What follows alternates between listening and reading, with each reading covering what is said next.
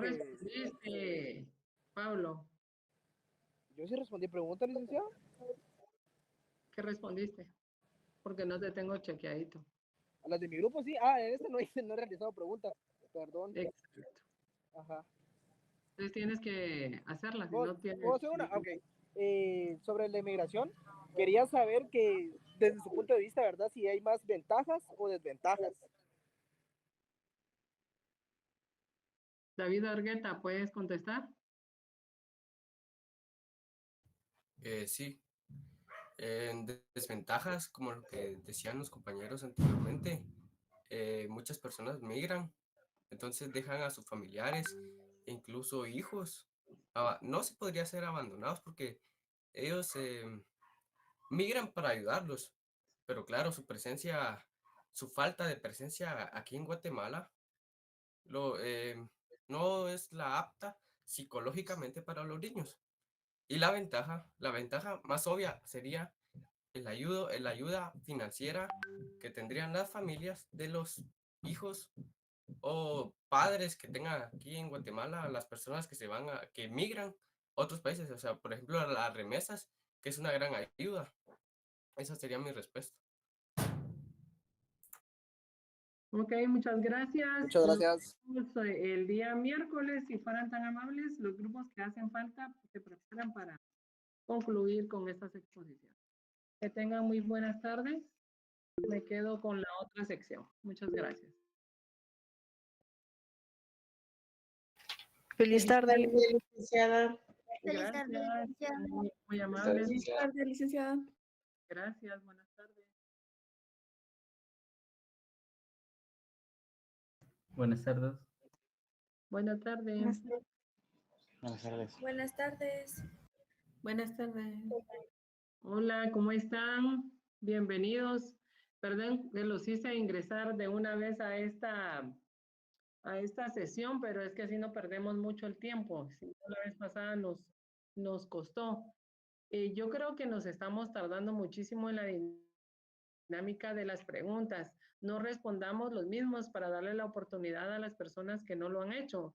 Así podemos concluir más rápido. ¿Qué grupo es el que nos toca ahorita? El grupo 7, licenciada, que seríamos nosotros. Sí, 7 y 8, ¿verdad?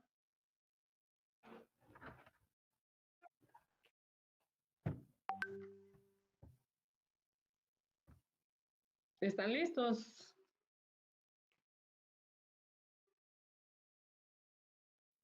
Sí, licenciada. Por favor, cuando quieran. Ahí está. Solo estaba viendo la cámara que no encendía. Ok.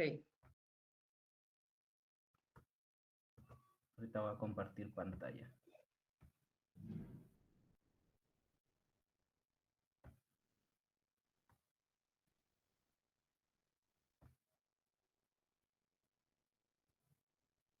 No sé si ya pueden visualizar la pantalla. Sí.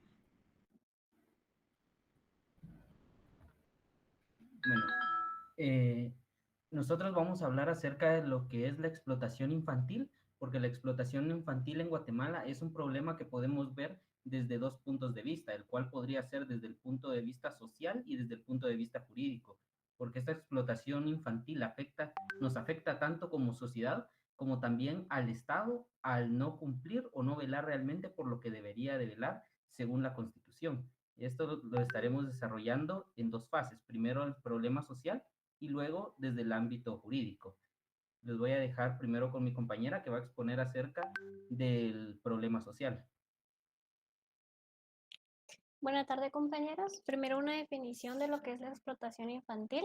Es el sometimiento de menores de edad por parte de personas adultas a actividades con fines económicos que afectan su desarrollo, integridad y los privan de su educación.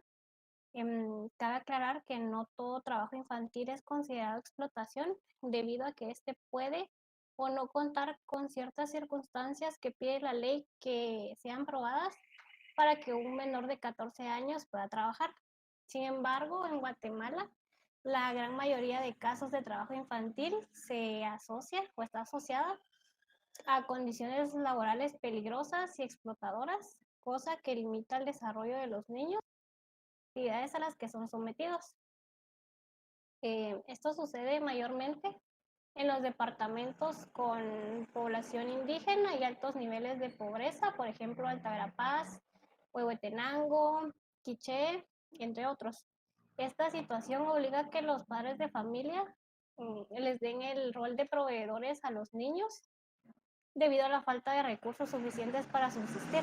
Los niños comienzan a trabajar desde los 6 años de edad y las actividades a las que se dedican generalmente es a la agricultura, la pesca, el comercio, la hotelería y otras actividades denigrantes como la limosnería, la venta de drogas y la prostitución.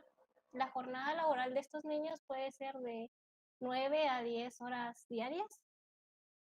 Las jornadas laborales y el rol que tienen estos niños de proveedores hacen que el acceso a la educación sea mucho más difícil, ya que las familias dependen de los ingresos que ellos generan, por lo que le dan prioridad al trabajo antes que al estudio.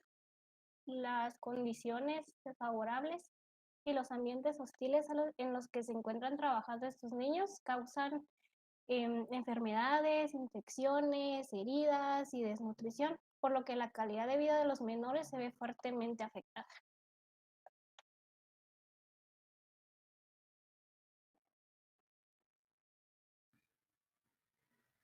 Ahora estaríamos hablando acerca de la explotación infantil como un problema jurídico. Para partir de esto, quisiera recordar que nosotros nos encontramos en un estado de derecho. Nosotros tenemos reglas, tenemos normas que se deberían de cumplir, que son normas coercitivas, pero muchas veces estas normas no se llevan a cumplir en su totalidad, por lo que se llegan a dar todos estos problemas, porque podemos mencionar desde la Constitución, que es nuestra Carta Magna, que se nos establece que el Estado de Guatemala debe de organizarse para proteger a la persona y a la familia. Y podemos encuadrar a estos niños dentro de que son personas y forman parte de una familia. Y muchas veces por esta explotación infantil se les llega a violentar estos derechos y el Estado no les está garantizando esa protección, al igual que garantizar el desarrollo integral de la persona, ya que, como se ha mencionado, a través de la explotación infantil muchas veces se les llega a limitar en sus derechos, se le puede llegar a limitar en el derecho a la educación, en el derecho a la salud, se le puede ir limitando a muchos derechos, lo cual lo obliga a seguir en un círculo vicioso que no le permite salir de esa pobreza en la que se encuentra y en esa explotación que se encuentra. Y muchas veces cuando llegan a ser padres, muchas veces a temprana edad, vuelven a repetir el ciclo y hay más personas que siguen estando en una explotación infantil. También podemos hablar acerca de qué ha hecho Guatemala contra la explotación infantil. Guatemala ha hecho, por ejemplo, algunos convenios entre instituciones que lo que intentan es poder concientizar a la población. Han hecho campañas para poder concientizar a la población acerca de la explotación infantil para que este fenómeno deje de estar surgiendo en nuestra sociedad. Al igual que también el Ministerio Público realiza las investigaciones acerca de la explotación infantil. Pero hay algo muy importante que yo encontraba a la hora de realizar esta investigación, la cual un fiscal del Ministerio Público abordaba este tema, mencionándonos que muchas personas critican el por qué hay muchos niños en los semáforos, muchos niños en las calles pidiendo dinero y muchas veces esos niños, el Ministerio Público sabe que están ahí y muchas personas se preguntan el por qué no llegan a los padres de esos niños.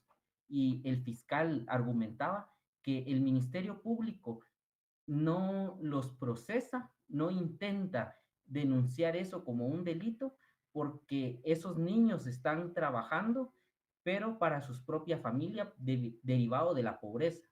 Mientras que el Ministerio Público empieza a actuar cuando se está realizando esa explotación infantil con ánimos de lucro de una tercera persona.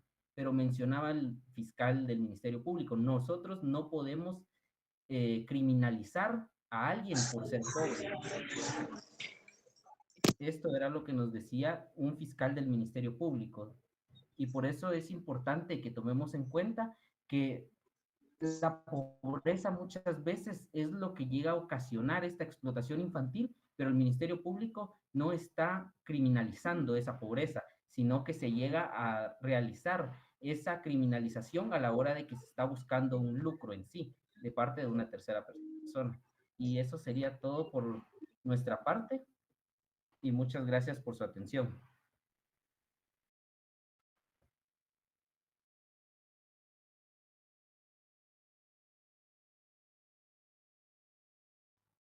Pueden empezar con las preguntas. Sí, voy a hacer yo la primera pregunta. Sería, ¿cuáles son las peores formas del trabajo infantil?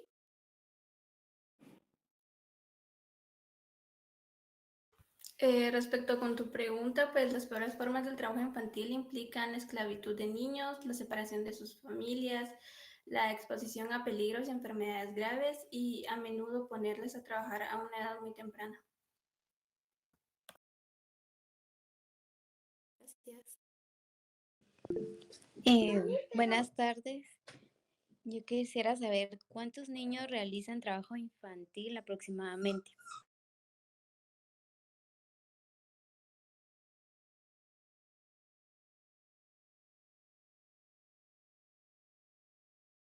Buenas tardes. En términos globales podemos decir que hay a nivel mundial, ¿verdad? 218 millones de niños entre 5 y 17 años, perdón, desempeñando un empleo, y 152 millones de niños siguen realizando trabajo infantil, ¿verdad? Peligroso.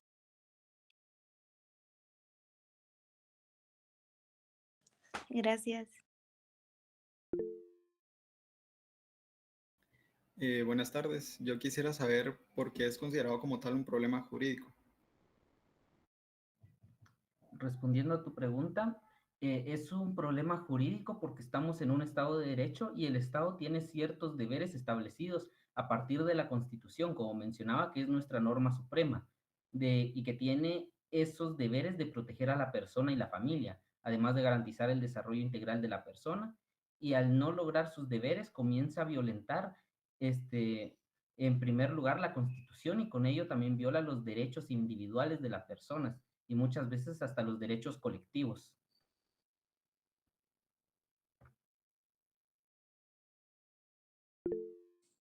¿Me podría mencionar cuáles son las principales causas de la explotación infantil en Guatemala?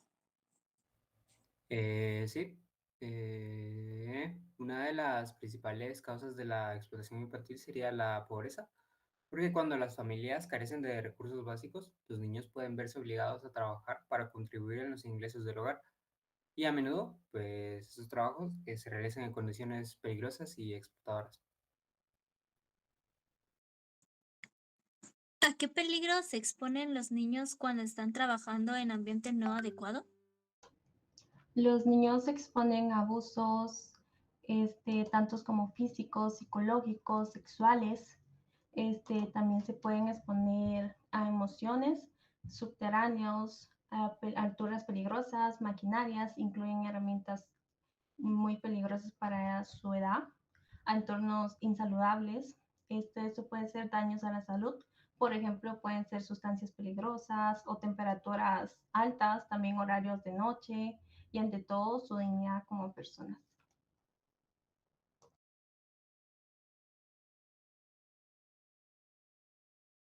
Gracias. La pregunta sería, ¿cómo afecta el trabajo infantil en la adultez de estos mismos? Buenas tardes. Respondiendo a tu pregunta, en este caso, en un entorno psicológico podemos hablar de que ellos pueden surgir con depresión y también con una depresión postraumática por lo que han estado viviendo. Y en un tema físico, cuando ellos trabajan en un entorno donde ellos tienen que cargar cosas muy pesadas, ellos pueden sufrir malformaciones que ya en su adultez pueden perjudicar demasiado. Otro tema muy importante que podemos ver es que así como nosotros, que nosotros hemos tenido una buena educación, nos han dado opciones en las que nosotros podemos seguir avanzando profesionalmente. Mientras que ellos, al solo estar sometidos a un trabajo, ellos no tienen esta como iniciativa al poder tomar decisiones en qué quieren avanzar, cómo quieren avanzar en su vida. Entonces, en su adultez, básicamente ellos siguen trabajando de lo mismo porque no se les da a ellos una oportunidad para que ellos puedan seguir avanzando y puedan desarrollarse profesionalmente. Buenas tardes. Según ustedes, ¿en qué población o en qué área se da mayormente la explotación infantil? Buenas tardes. Respondiendo a tu pregunta, la mayor parte es en América Latina, también en varias regiones de Asia y en la mayoría en África, gracias a las estimaciones de la OIT, que es la Organización Internacional de Trabajo, y también por el UNICEF. Buenas tardes. ¿Cuáles son las condiciones que se deben probar para permitir el trabajo a menores de 14 años?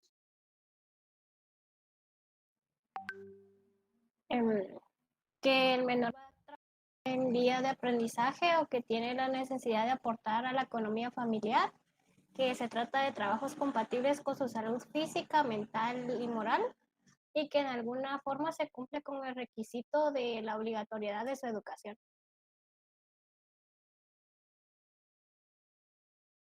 Buenas tardes. ¿Alguien me podría decir en qué regiones del mundo hay mayores tasas de explotación infantil?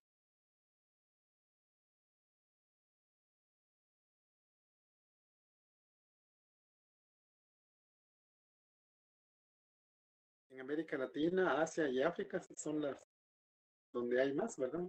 A nivel, según las estimaciones hechas por la OIT y la UNICEF. Ahora en Guatemala, las áreas donde más se han dado es en Huehuetenango, Alta Verapaz y Zacatepeques, ¿verdad?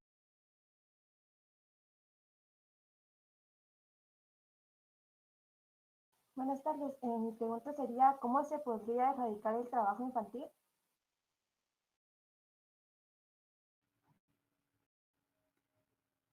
Bueno, podríamos empezar impulsando el acceso a la educación de calidad, pues de esta forma se cumple el objetivo de desarrollar un desarrollo sostenible sobre la educación de los niños. También podríamos empezar también erradicando la pobreza, pues de esta manera los niños no se ven obligados a trabajar para ayudar a sus familias y de esa forma pues tampoco pueden abandonar sus estudios. También podríamos mencionar que otra manera de erradicar el trabajo infantil podría ser dar empleo de calidad a los padres para que puedan hacerse responsables de sus hijos.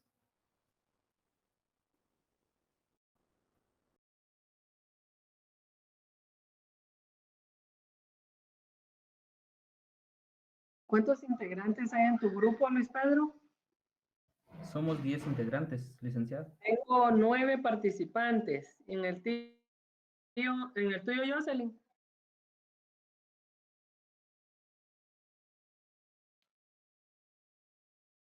En nuestro grupo somos 11. ¿Cuántos? 11. Solo 9 han participado. ¿Quién sería la persona que hace falta, licenciada? Tengo en el grupo tengo Luis Pedro, Eunice, Fernando, Giovanni, Adrián, Cristel, Jacqueline Lemus, Melissa Corado y Jamie Aguilar. En el otro grupo tengo a Jocelyn Abigail, Melanie Garrido, André Rivas, Melanie Garrido, Melanie está doble. Melissa Hernández, Natalie Siná, Marilyn Inés, ¿verdad? Milka Chapillac y Tania Silva. Solamente ellos del grupo 8. ¿Y Elena? Yo soy del grupo 8 y hice la pregunta de que cuántos niños realizaban trabajo infantil aproximadamente. Y me contestó Giovanni. Yo también hice una pregunta de cuáles eran las principales causas de la explotación infantil y me contestó un chico, no recuerdo quién era, pero alguien me contestó.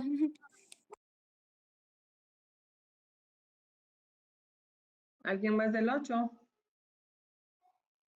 Solo tengo 10. Yo también hice una pregunta, licenciada, y me contestó una chica. ¿Cuál era tu pregunta?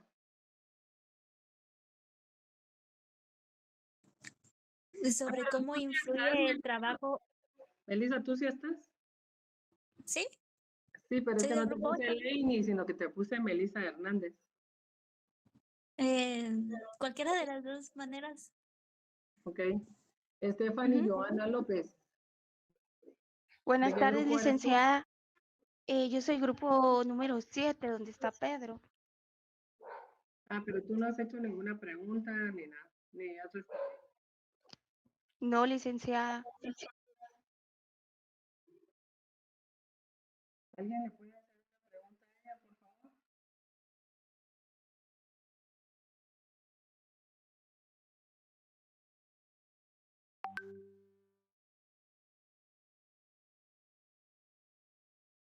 Grupo 8. Me hace falta una persona. Puede hacerle la pregunta a Joana, si no, cualquiera del grupo. Y les dejo 10 y 10. Yo la voy a hacer, licenciada. Disculpe, es que tengo un poco de problema con la señal. Ah, ok. Pero mi pregunta es, ¿cómo afecta la explotación infantil en el desarrollo de los niños? Sí, claro que sí. Respondiendo a tu pregunta, explotación infantil tiene consecuencias graves para el desarrollo físico, emocional y psicológico de los niños, ya que muchos de ellos sufren desnutrición, agotamiento, lesiones y problemas de salud. También pierden la oportunidad de recibir educación, lo que esto afecta a su futuro personal como profesional.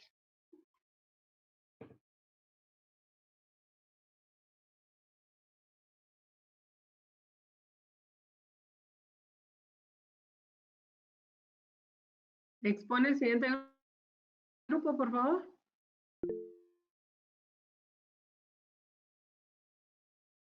Licenciada, Diga. disculpe, había mencionado Fernando, pero soy Fernanda. Dije Fernanda Lucero. Ah, ok, gracias, solo era una duda. Ok. Expone el grupo 8.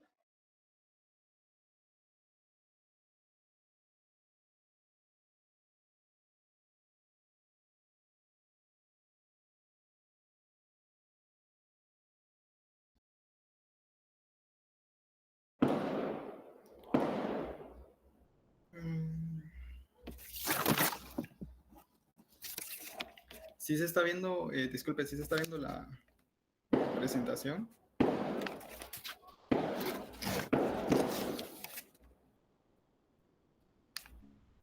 No, yo te voy a dejar de compartir. Sí se está viendo la presentación, disculpe. Sí, sí se mira. Ok, gracias. Bueno, muy buenos días a todos. Mi nombre es André Rivas y el día de hoy les voy a hablar un poco sobre la desnutrición infantil. En Guatemala, el 49.8% de los niños sufre de desnutrición crónica, es decir, prácticamente el 50%. Uno de cada dos. Es impactante porque creo que todos tenemos como el conocimiento o la idea de que la desnutrición es un problema grave, pero no sabemos cómo afecta o qué tanto impacto tiene en nuestro país, debido a que Guatemala es el primer puesto en América Latina y el sexto a nivel mundial cuando hablamos de desnutrición infantil. Sin ir muy lejos, el 29 de junio del presente año se reportaron la cantidad de 16.384 niños y niñas con desnutrición aguda. El año pasado se realizaron estos mismos estudios y se presentaron o se reportaron 13.366. Esto no hace más que dejar en evidencia el aumento de casos, debido a que en lo que vamos de año hemos alcanzado y superado por 3.018 casos la tasa del año pasado. Y es curioso y no es de sorprenderse, pero es la tasa más alta en los últimos 4 años. Es un problema como tal, o podemos observar que es un problema debido a que el niño o niña afectada tendrá problemas en su desarrollo personal para poder convertirse en una persona productiva, ya que tendrá dificultades a la hora de estudio y a la hora de trabajo. Con esto nos nace una pregunta que sería: ¿cuáles son las causas de desnutrición infantil en Guatemala? ¿Por qué en Guatemala afecta más que en otros países o por qué nos cuesta tanto combatirla? ¿Cuál es el motivo de que nuestra tasa de desnutrición infantil sea más alta, dejando de lado que somos un país en vías de desarrollo? Para esto tenemos una hipótesis desde el punto de vista social que dice que que la desnutrición como tal es un fenómeno. A mí en lo personal me gusta llamarlo como un fenómeno de desigualdad, ya que generalmente, si nos damos cuenta, es un patrón en el que afecta más a áreas que tienen problemas en cuanto a estructura y economía, por diversos motivos, ya sea por extrema pobreza, falta de educación, inadecuada preparación o falta de salud. Bajo esta premisa como tal, la desnutrición se da por falta de atención y esta misma es respaldada por la marginación que se le da a las comunidades que más sufren de esta misma, se podría decir. Y por otro lado, tenemos la hipótesis jurídica, que es en la que asumimos que la desnutrición es un reflejo de la debilidad de nuestras leyes, de nuestros programas nacionales y de la política que se dirige a la prevención y control de esta misma, junto a la insuficiencia de recursos y la mala administración de estos mismos, como a la carencia de mecanismos que nos llevan a vulnerar derechos fundamentales tan importantes como la alimentación adecuada y la salud como tal.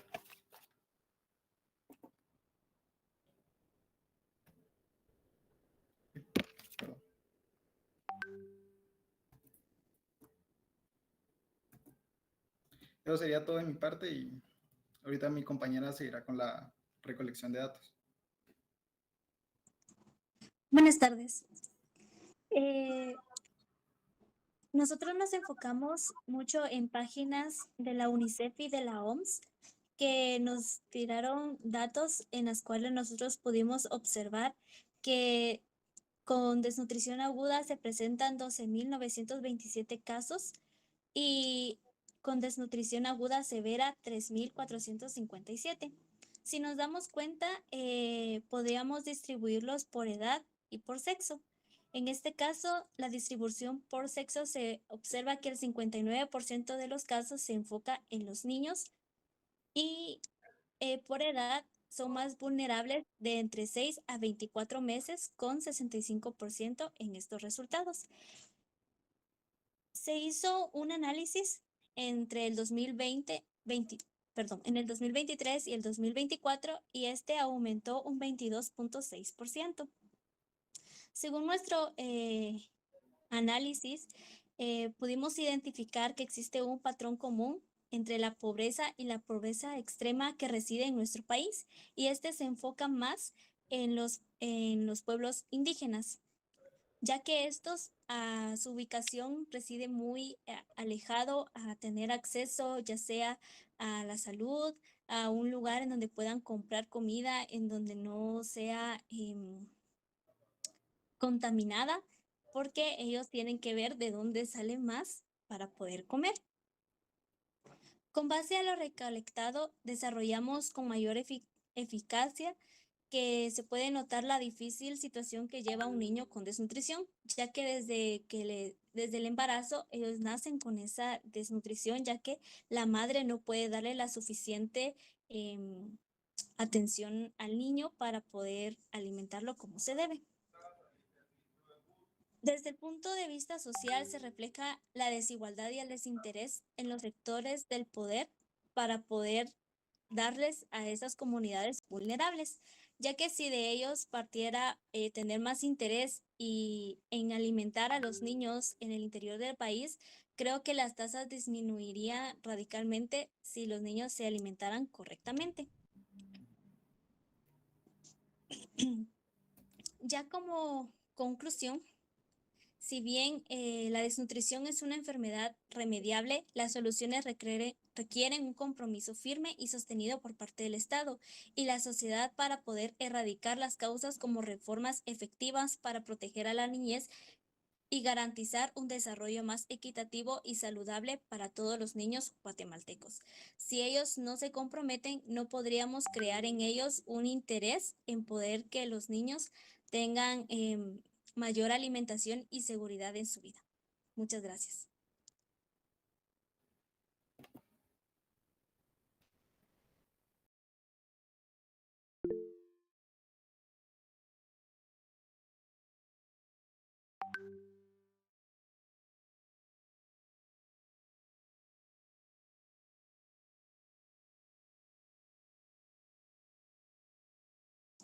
Ya pueden empezar con las preguntas. Comienzo yo. ¿Cómo impacta la desnutrición al niño guatemalteco?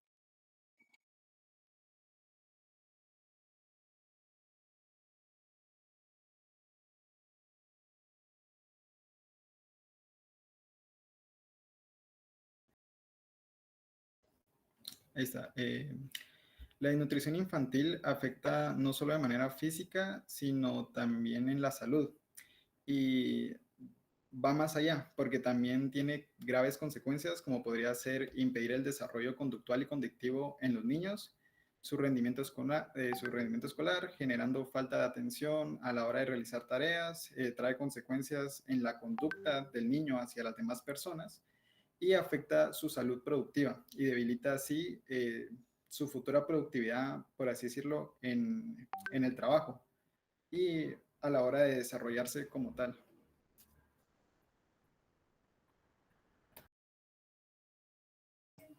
Yo tengo otra pregunta. ¿Por qué se considera que la desnutrición infantil es un reflejo del desinterés de áreas de alto desarrollo y de grupos de poder? Buenas tardes. Yo te puedo contestar. Estas áreas de alto desarrollo y grupos de poder pues tienen como la capacidad de influir y mejorar en las condiciones de vida de estas áreas subdesarrolladas. Sin embargo, pues no toman la iniciativa ni pues hacen grupos de apoyo o programas. Tampoco hacen lo posible para darles acceso a los recursos básicos que podrían pues aliviar a estas familias que se encuentran en condiciones de extrema pobreza y otras problemáticas que afectan y inducen a la desnutrición, ¿verdad? Y pues el hecho que no se implementen o no se prioricen estas intervenciones por parte de los sectores y entidades con poder, pues demuestra una falta de compromiso para ayudar a estas comunidades vulnerables, ¿verdad? Una pregunta, ¿qué están haciendo las autoridades actuales para reducir los índices de desnutrición infantil? Buenas tardes, yo te puedo responder esa pregunta. Actualmente sí hay programas que están enfocados en la nutrición, pero por ejemplo está el programa de alimentación escolar que se da en las escuelas.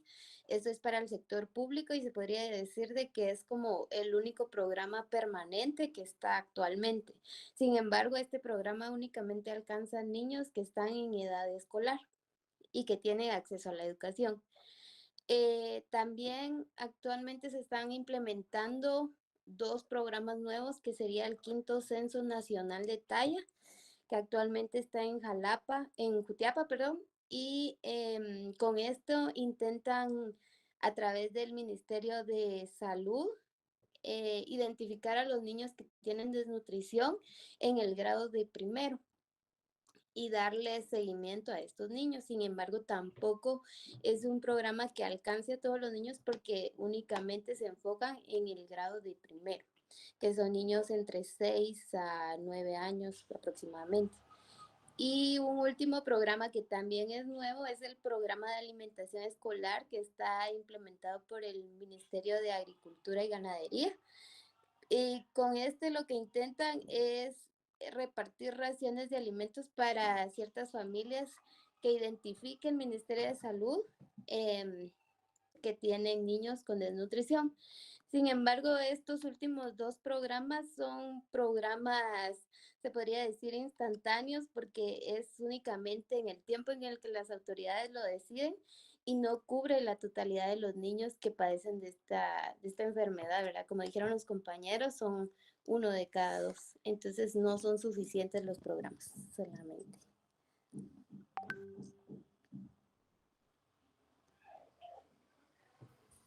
Ahora yo tengo una pregunta. ¿Cómo creen que se podría erradicar la desnutrición infantil? Buenas tardes. Creo que uno de los principales podría ser tener un acceso a atención sanitaria, ya que es importante que los niños estén constantemente en una revisión rutinaria de peso y estatura. Son herramientas principales estas para poder pues, diagnosticar si algún niño tiene indicios de desnutrición. Otra también podría ser la formación de padres y madres, ya que es importante que ellos tengan un conocimiento de cuáles son los alimentos que más benefician a los niños y también promover programas enfocados en la desnutrición infantil solamente. Gracias. Yo tengo una pregunta. Sería, ¿qué deficiencias en las leyes políticas y nacionales contribuyen al problema de la desnutrición infantil?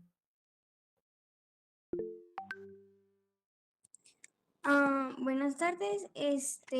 Desde mi punto de vista, no son tanto las leyes y las políticas las que traen como tal una deficiencia al ejecutar programas para erradicar la desnutrición infantil, sino sería más que todo la administración, o ya sea ministerio, comité, grupo social, lo que sea, es una administración que mientras está dentro del, bueno, gobierno de Guatemala, por decirlo así, sabemos que es inevitable que exista corrupción y algunos otros como el saturamiento de programas y ya no te deja como ponerle atención tanto a sino que tienes que ponerle atención a un montón. Entonces eso podría crear déficits dentro de la erradicación de la nutrición infantil, pero las leyes y las políticas están perfectas, solo falta el saber y el tener la capacidad para ejecutarlas. Muchas gracias.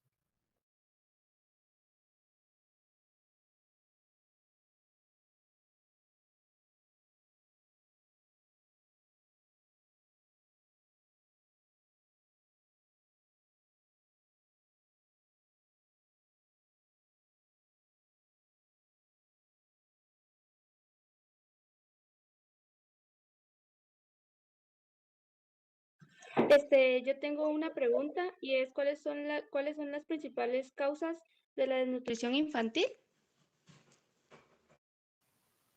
Las principales causas serían la falta de alimentos adecuados, la falta de atención médica, la pobreza y las prácticas de alimentación inadecuadas, el acceso limitado a agua potable. Gracias. Buenas tardes, con una pregunta. ¿Cuáles son los grupos de población más vulnerables a la desnutrición infantil?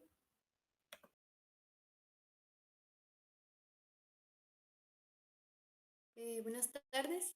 Serían las comunidades indígenas y rurales, ya que en estas comunidades los niveles de pobreza suelen ser más altos y el acceso a los servicios de salud es limitado.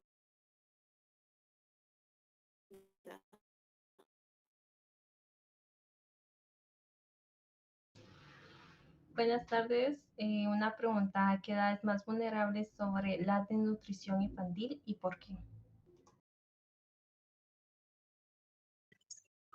Es entre los 6 y 24 meses y los niños de 5 años con un 65% de prevalencia, y esto es debido a que están en la edad más crítica de su desarrollo y de su crecimiento.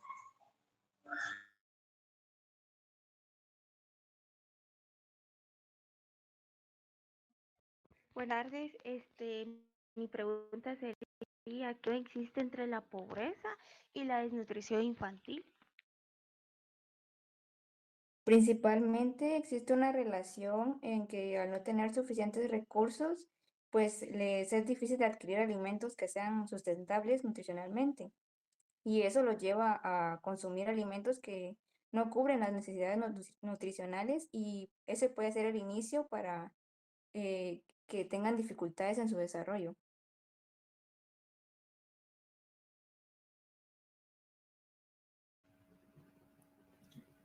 Yo tengo una pregunta, sería, ¿qué problemas pueden tener los niños con desnutrición en Guatemala?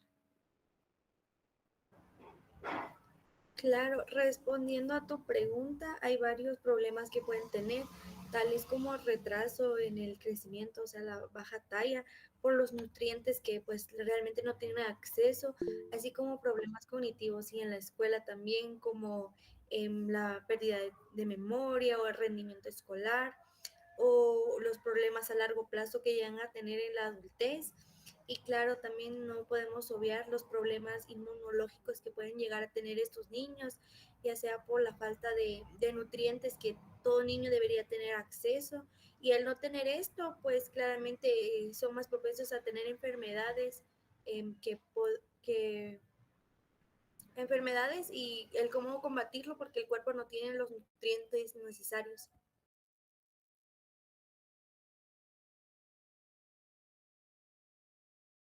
Yo tengo otra pregunta que sería, ¿cómo influirían los incumplimientos de las obligaciones jurídicas del Estado en la desnutrición infantil? Sí, los incumplimientos en las obligaciones jurídicas del Estado perpetúan en la vulneración de los derechos fundamentales, como el derecho a la alimentación adecuada, a la salud, contribuyendo a la persistencia de la desnutrición infantil, que es lo que decíamos de que tienen derecho, pero muchas veces no se les llega a ese derecho, entonces prácticamente a la vez se viola sus derechos a no tener ese acceso a la alimentación y a la salud. Gracias.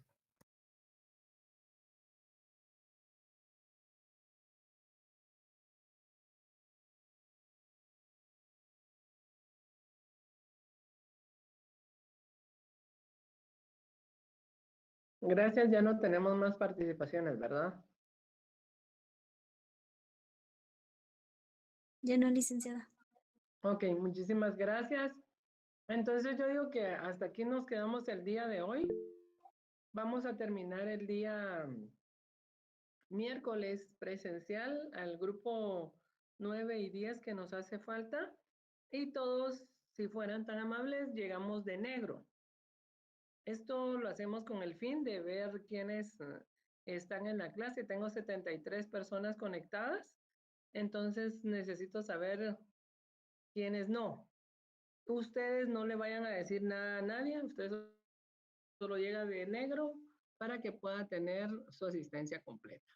Que tengan, ay, qué bueno, Stephanie, que tengan muy buenas tardes, felices fiestas patrias, gócenla, disfrútenla, vayan por la antorcha.